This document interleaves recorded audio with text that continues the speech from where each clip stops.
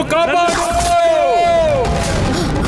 అన్నయ్య కనకదుర్గమ్మ తల్లి ఉపాసకులు, దశమహాకన్యలను పూజించిన వారు, 64 మంది యోగినిలతో వశీకరణని పొందారు.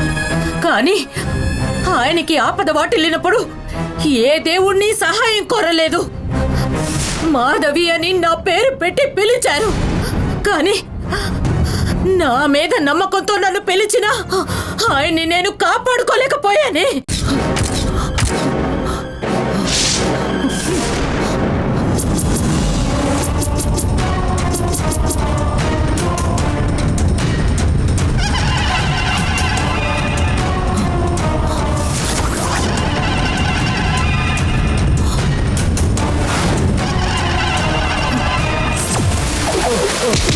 నా కళ్ళు, నా కళ్ళు,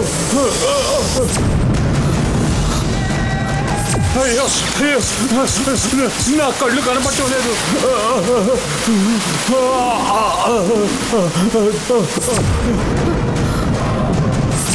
పార్వతి, పార్వతి, పార్వతి, పార్వతి, పార్వతి. 20 సంవత్సరాలుగా ఎదురు చూసి చివరికి మా అన్నయ్య మీద పగ సాధించావు కదా. నువ్వు శక్తి నాగుగా సృష్టించిన ఆ నందిని ద్వారానే మా అన్నయ్యని అంతం చేయించావు కదా.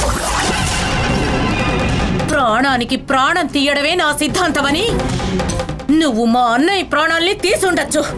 కానీ లెక్క ఇంకా తేలలేదు. ఎందుకంటే నువ్వు తీసింది ప్రాణాన్ని కాదు, అంతులేని మాంత్రిక శక్తి.